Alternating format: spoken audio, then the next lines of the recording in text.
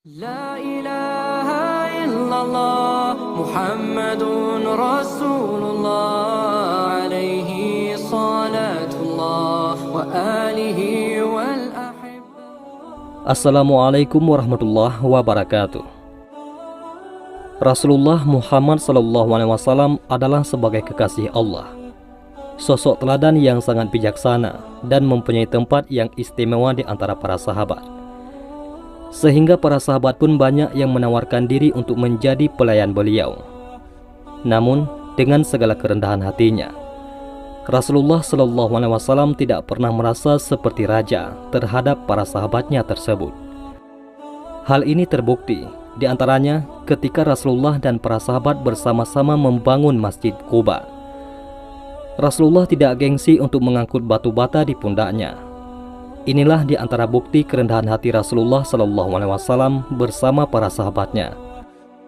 Rasulullah Muhammad SAW yang merupakan seorang nabi dan rasul masih mau mengangkat-angkat barang material bangunan masjid dan ikut terjun langsung dalam menggali parit saat perang Khandaq terjadi. Beberapa sahabat yang pernah mengabdikan diri untuk Rasulullah antara lain adalah: pertama, Anas bin Malik, seorang putra dari Ummu Sulaim. Beliau dititipkan oleh ibunya kepada Nabi Muhammad SAW sejak usianya masih 8 tahun.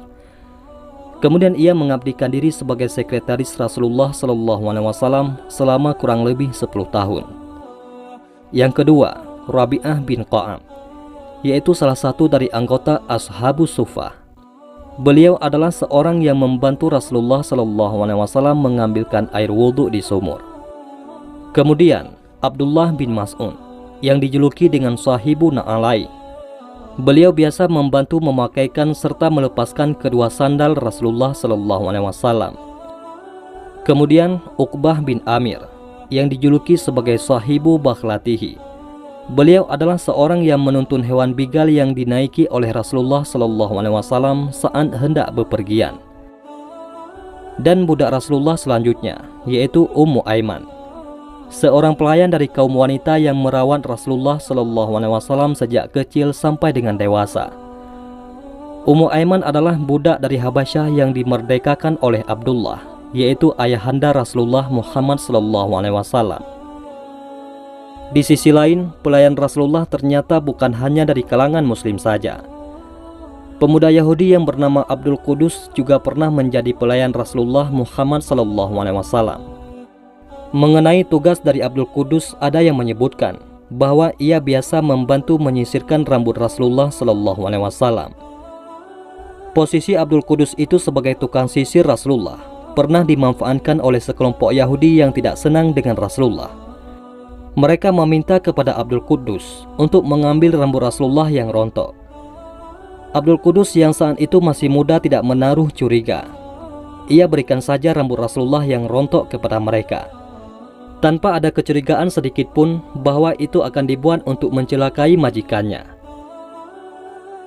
Menurut Al-Qurtubi menyebutkan bahwa awalnya Abdul Qudus dipaksa oleh orang Yahudi untuk mengambil rontokan dari rambut Rasulullah SAW. Ternyata rontokan rambut tersebut digunakan oleh Labid bin Al-A'sam untuk menyihir Rasulullah SAW. Namun usahanya tersebut gagal, karena Rasulullah SAW selalu dilindungi oleh Allah Subhanahu wa Ta'ala. Abdul Qudus begitu baik dan perhatian kepada Rasulullah. Ia sehari-harinya selalu melayani Rasulullah dalam menjalankan aktivitasnya. Perbedaan agama dan suku tidak menjadikan Abdul Qudus benci terhadap Rasulullah.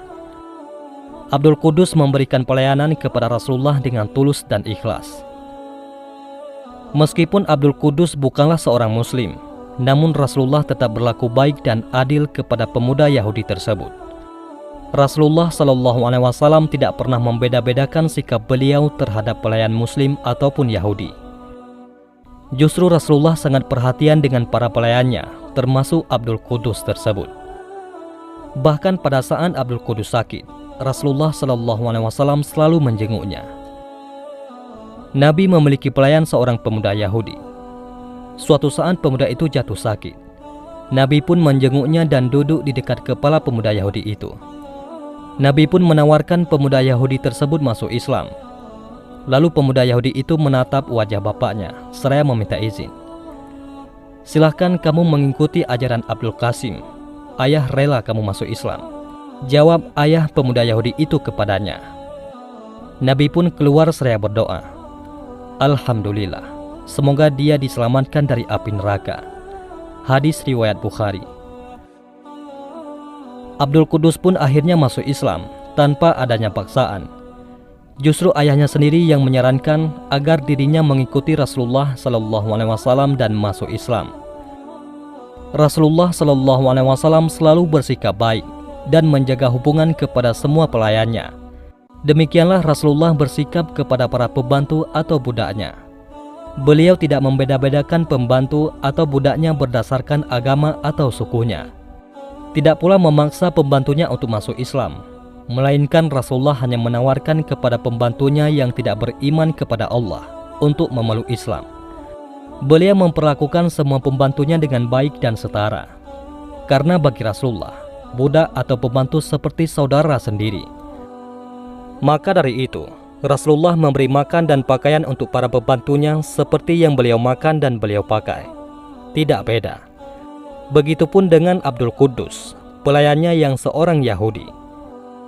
Sebetulnya pelayan atau budak Rasulullah ada banyak, tidak hanya Abdul Qudus. Namun semua budak atau pelayan Rasulullah itu dimerdekakan di kemudian hari. Wallahu a'lam bishawab. Mudah-mudahan ini semua bermanfaat. Assalamualaikum warahmatullahi wabarakatuh.